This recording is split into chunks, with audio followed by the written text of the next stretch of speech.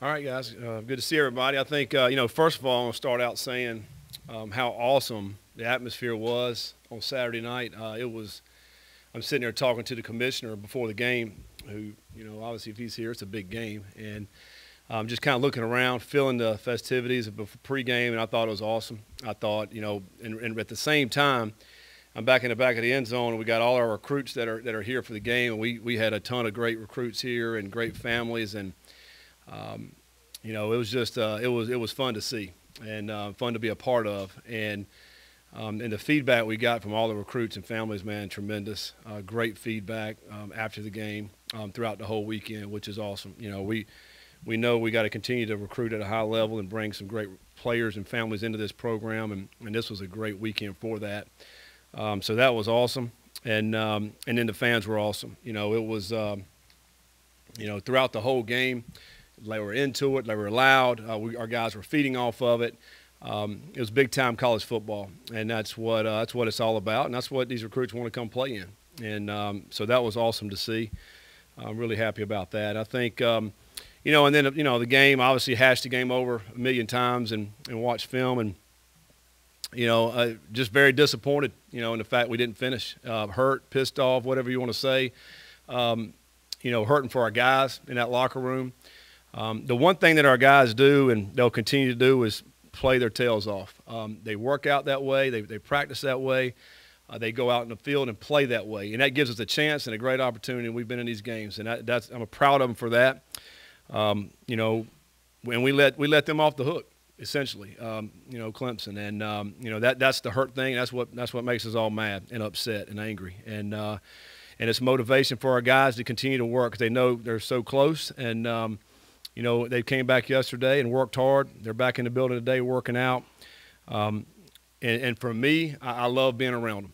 I come into this building, I see them, I see their faces, I see how hard and passionate they are about what they're doing, and that puts joy in my life to be around these guys.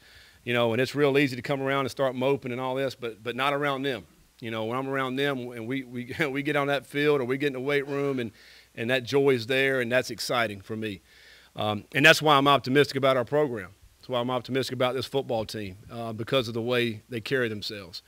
Anybody I've ever been around my whole life that work hard and do the things they do, they're going to have success, and that's what we're going to have, and we're going to keep fighting for that. And so, we're on to Syracuse, and Syracuse is a good football team. They have 5 wins at the season. They were off last week. They're number 3 rushing team in the country. I think they're running back maybe number 2 in the country himself. He's a really, really good running back. Runs low to the ground. He's got good speed. I think about every game breaks off a 50-yard run. I'm just watching the film. And since they've settled in on Schrader, their quarterback, who a kid that I know, recruited him back when he's from Charlotte, North Carolina, and ended up going to Mississippi State, transferred into Syracuse this year, and I think they were playing the other kid maybe early in the year, and then Schrader kind of came in and kind of settled in, and now he run. I mean, he's a runner like Malik. He can run. He's about 6'4", 6'5", and they're really utilizing his legs along with the running back's legs. Now they have an identity on offense, and then defensively, a very aggressive defense. I'm not sure if they're number 1 in sacks in the ACC. I mean, I think they are. Yeah, I mean they're very aggressive. Tackles for loss and sacks. They're going to get after the quarterback, and really try to cause havoc with that. And so, it'd be imperative for us to be able to, occupy the ball, keep it away from their offense, and score touchdowns. I think that's going to be huge this week. They, like us, have been in a lot of games. They've lost 3 games by 3 points, I think. Clemson, Florida State, Wake Forest. The Wake Forest game was in overtime. And they've won their last 2. And, so they're sitting, pretty high right now after winning the last 2 games and then had a bye week. So we know we'll get their best shot when they're coming in here, and but we're looking forward to it. Our goal as a team right now, obviously, to go take care of this game, to be 1-0 this week, and and then we've got 2 more games after that. So, but we're excited about this opportunity, about hosting Syracuse, and looking forward to it. Scott, I an update on Malik. How is he both physically and mentally? Because it looked like he took Saturday's loss pretty hard. Yeah, he took it hard. I mean, we all did. But he's doing good. He's in a much better place now. I think, I think his injury, I think he's going to be fine.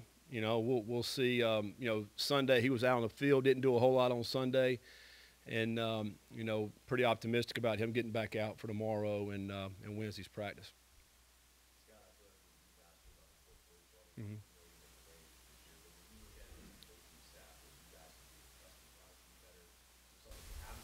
Mm-hmm.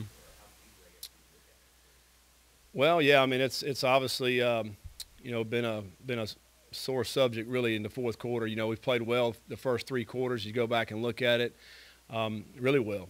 And it's given us a chance and an opportunity in the fourth quarter. We've not finished games. We've not done the things we need to do, and offensively or defensively for that matter. And we know that you got to come down. You got to finish that. It's focus. It's adjustments. It's getting the ball in the hands of the playmakers offensively. And then it's doing the right things defensively, obviously. And it's probably everything, but it starts with me. Making the right calls. And decisions that need to be made in the fourth quarter. Again, this past fourth quarter, I mean, and they're all different. I mean, there's different scenarios and different games, and we've been behind, we've been up, there's all kind of things that have happened. But this past game, we went in a lull and couldn't get anything going. And at the end of the third and in the beginning of the fourth, and then, we got the ball back, down 6 with a chance. And our guys did a great job to get down there. Now you just got to punch it in. Like I told our guys, if we punch it in and you score and you get the extra point, you win the game. I mean, and you played the same way, there'd be a lot more joy and excitement. But because we played pretty freaking good, we just didn't finish it there. So we just got to find a way. And our guys are to the point. It's like, not talking about it. We got to go do it. We just got to go prove it and do it. And that's kind of where we are. So we'll continue to work at it and see what we can do to better. You walked on like a handful of plays onto the field. Why did you feel like you had to do that? And then also, is it time to put a radio in the helmet in college football quarterback?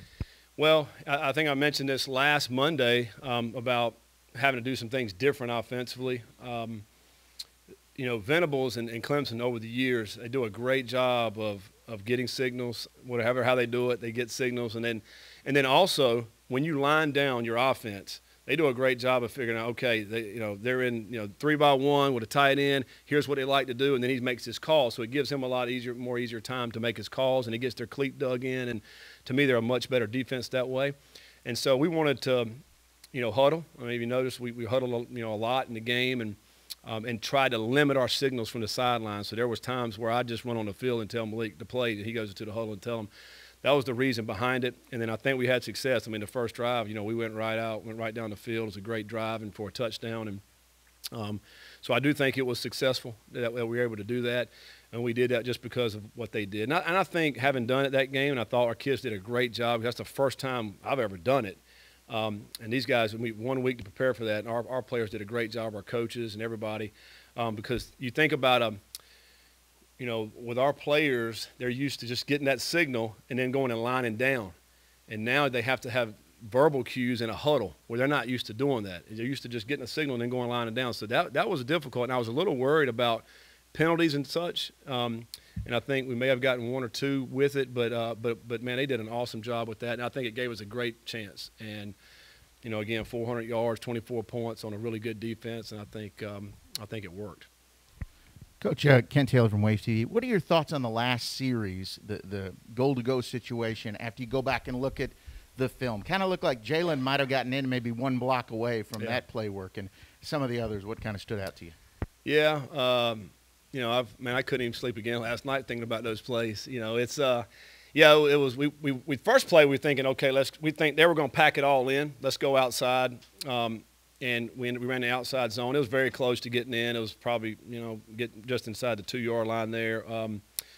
The next 3 plays, were pass plays, and I know we didn't throw it, but they were pass plays. And, Clemson did a pretty good job of defending those plays. And, some leaks ended up running around a little bit. But, the whole deal was, and we had I think it was a minute and 21 or a minute and 23 when we got the ball.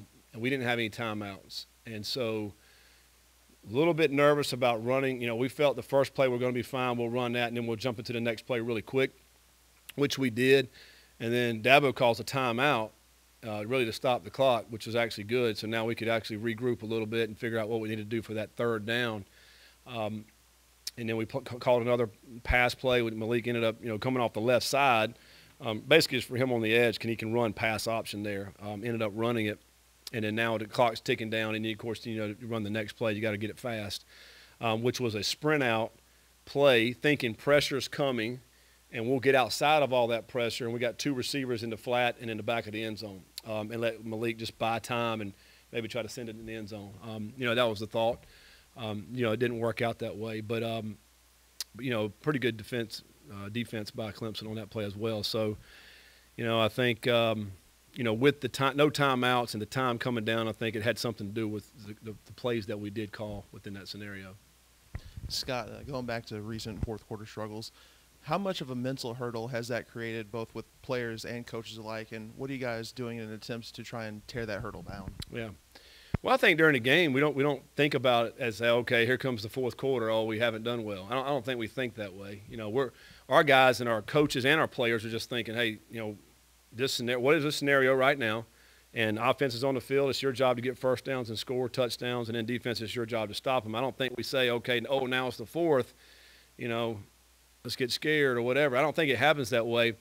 But I do think that we have been talking about it. What can we do? And I think, again, our players are like, listen, we know what we got to do. We just got to go out there and do it. And it's the fourth quarter. Let's go finish the game. And it's not about the talk now. We got to have action. And so throughout the course of practice, we've tried to put them in some scenarios to, simulate that. It's hard to simulate it, until you really get into it. And really it's just focus, attention to detail, doing your job, doing the little things. The same things that they've done the first three quarters of these games, we got to carry it on to the last one. Recognizing that Lamar Jackson was a generational talent, I'm wondering if you could reflect a little on his long-term impact on a program that does not seem evident from recruiting rankings or win-loss record. Mm-hmm. Yeah, well, I think he is a generational player, but even him coming out of high school, I don't know how highly ranked of a recruit he was.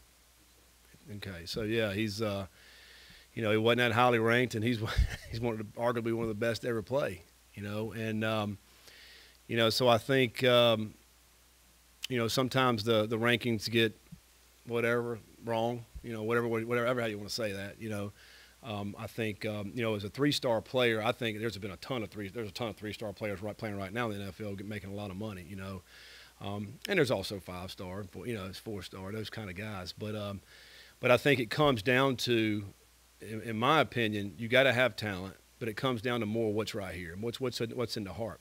With these players, and he's got as much heart as anybody going. And I think that's why he's obviously had talent. He's got size. He can run. He's got an arm, but he's got that something inside of him that makes it all go. And sometimes it's hard to measure that. It's hard to measure what's inside somebody.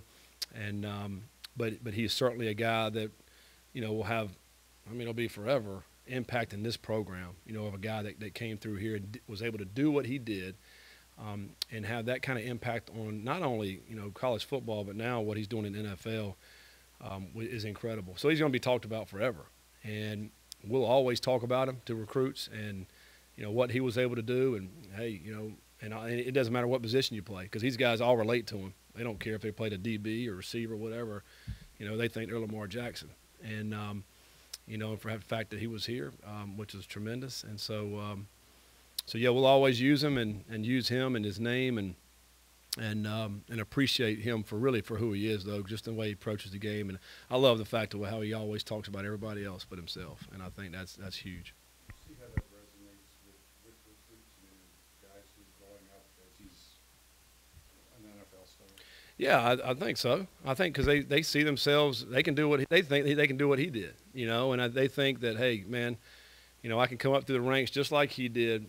Doesn't matter my position, and hopefully one day come play here and then go play in the NFL and be a great football player. It's lofty, it's dreamy, but it's certainly in their eyes it's obtainable, and I think which is awesome. Scott, you were talking about the recruiting weekend. What was some of the feedback maybe that you guys have received early on? And how difficult is it to pull off a weekend like that when you've got such a big game? And I know to those guys probably winning doesn't matter, but you're trying to win a game and you're trying to host all those guys. It's extremely difficult. You got to have a lot of staff.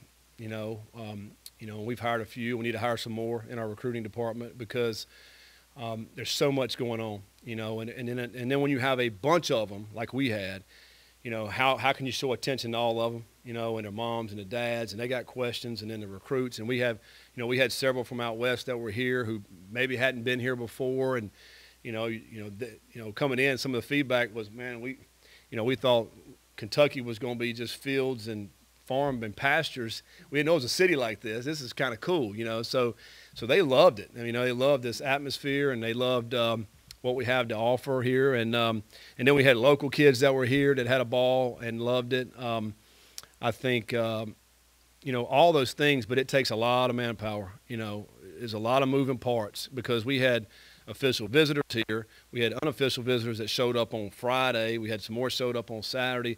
There's so many things that are going on. You're trying to give a tour on campus. You're trying to give a tour to our facility. You're trying to make sure that the guys on OV and their family are taken care of, And meanwhile, we're trying to get ready for a game. It helped that it was a night game, so we did have a little bit more time on Saturday. To really spend more time with them, prior to the game. So, but I tell you, the feedback was awesome, and our recruiting department do an outstanding job with that. And then I think we did a good job coaching-wise, staff-wise. Hey, we are getting ready for a game, but we will spend time with these recruits as well. Scott, is there, kind of going off Lamar, is there a memory you have of Lamar, whether it's watching him play before you coach here or an impression when you met him that stands out to you? Well, I obviously remember watching him play. I loved watching him play because what he did offensively, is kind of what our offense was at the time, kind of what we were doing, some of the very similar things and what we're doing now with Malik, So, and he just did it at an incredible level. And so I loved that. And then I was when I first met him, I was kind of in awe. I was like, oh, man, that's Lamar, kind of starstruck, really. And I had no idea he was that tall. I thought he was going to be around a 6-foot kind of quarterback, man, but I don't know how tall he is, 6'2" or 6'3" or whatever. He is tall because I couldn't believe a guy could run like that at that size, that height, that had that height, because he runs like a little guy, and to be able to see him, I was like, oh, wow. And then how humble he was, on the field that day at practice when he came out. I'm just extremely humble and just want to hang out with the guys. And, he just wanted to be one of the guys when he was he's arguably the best player in sport and football. So yeah, that's kind of how I feel about him. Scott, when you watch these guys play, thinking about the catch that Justin Marshall had and Tyler Harrell and so many guys stepping up, is it, I guess, in a way easier to kind of stay optimistic about? You talked about you believe these guys are going to get over that hump because you're watching throughout the game these guys kind of step up. And I love the way they compete, they're just going to keep getting better the way they work. Anybody that works like our guys, you're going to get better. You're going to keep getting better. And then, as you keep playing, you're getting more and more experience, and you understand what we need to do. A guy like Tyler Harrell, like on a couple, let's see, on two of those runs, the 2 touchdown runs Malik had, Tyler Harrell's the main blocker out there. Did a tremendous job blocking, and him and Marshawn Ford both on both of those runs. Great run by Malik, but 2 great blocks that sprung him. And then Tyler, Tyler's a guy, every time he catches, I'm thinking he's getting ready to score. He's that kind of player. We got to give him the ball more. He's earned that right to play more and get the ball more because he caught that dig, and I'm thinking, okay, he's going to go. We got a penalty on that play. We ended up bringing some of it back. But and then a tremendous throw and catch down the sideline, and then the 4th down you mentioned about Justin Marshall. The ball went right over one of their defenders' hands, right into his hand. He gets a foot down. It's a tremendous play. And Marshall's been playing a lot better, man, the last few weeks. And, so, yeah, we got a lot of good players, and I love being around them. And they're going to keep getting better, and we're going to win these games. That's the bottom line. And we got to have that thought process, and our guys do. And so, again, yeah, I'm excited about them.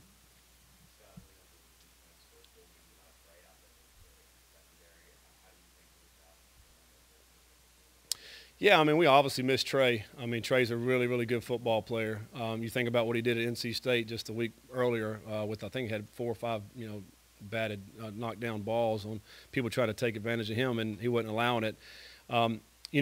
We got to be better out there. I mean, they hit a couple plays on us on the post route early in the game there on that first drive. And then I think there was a couple more they hit on the outside there. And we had a few penalties, in the secondary that really hurt us. As you think about the drive extending penalties, PI and a defensive holding, and then Fago's unfortunate targeting. Which, I mean, we can talk about targeting for a while, I think, but that extended. That was going to be 3rd and 6, and now it's first down, 15 yards closer to the end zone. They end up scoring. I mean, it's so the penalties really hurt us in this past game. And those drives, they end up scoring 17 points on those drives where we had the penalties. You mentioned Schrader earlier, but and obviously their running game. What do you think the key is with Tucker? And then, they do seem to be a lot better with Schrader, and he just seems to kind of take control of that offense. Yeah, what he has is a lot of confidence. He plays with that confidence, and just knowing him, I know how he's a confident player. And he's got a lot of ability, because he's different than Malik because he's 6'5". He's a strong runner. He'll run you over. He'll try to run you over, but he also, once he gets out, he can go with those long strides. And so I think the thing that they've done now, they got an identity. They feel good about either him running or handing it to that running back. And what he does a great job. He's got great vision. He's always got a good forward lean. And then what's impressive about the running back is that when he does break through, and if he gets to that next level, he can go. I mean, he like I said, I mentioned he's been over 50-yard carries in about every game, and that's impressive. They have not been as good passing the ball. That's kind of been their weak link, but they've run it so well they really hadn't needed much of the pass. So obviously the key of the game will be stopping the run and making sure we're in all the gaps to be able to contain the running back and the quarterback. Scott, you mentioned, obviously, you said it was hard for you to sleep the other day. Mm-hmm. As a coach, well, kind of a two-part question. Have you ever been through something like this where it's been 3 games by 10 points combined, just like close loss after close loss? And 2, as a coach, how do you go about changing either the drastic changes or slight changes you make during the week leading up to games? Well, I've been in seasons where we've had a lot of close games. We've won a lot of them. I can't really call we're losing like the games we've lost. I feel like we've mainly been on the upper end of those throughout my career, and and we talked about it all the time. It's such a fine line from winning and losing. I mean, it's I go my senior year. I know it was a long time ago. We were 11-0 in the regular season, but every game was one possession. We just won them in the end in the fourth quarter, and because it's hard to win college football games. You could ask any coach in the country, it's hard to win. Even the ones that are winning a lot, it's hard to win. And you have to fight for every single one of these wins. These teams you're playing, they got scholarships too, and they got good coaches, and nobody's just going to lay down for you. You got to go take it. You got to go make the plays when they're there to be made. And when you don't, it will cost you. And but another example, we had an interception right before the half. Chandler hits him right in the chest. We don't catch it. They score a touchdown. You have to be able to make the plays when they're there to be made, and that's all of our guys. And then us as coaches, we have to do the best job we can possibly do to put our players in position to make those plays. That's our job. And so, you talk about any adjustments. I mean, that's what we have to do as coaches to find out, all right, who needs to be in the game and what do we need to be doing with the guys that are in the game. That's our job as coaches, to set our guys up for success. So hopefully that we make those adjustments, the right adjustments as coaches, and our kids make the plays. All right? Thanks, guys.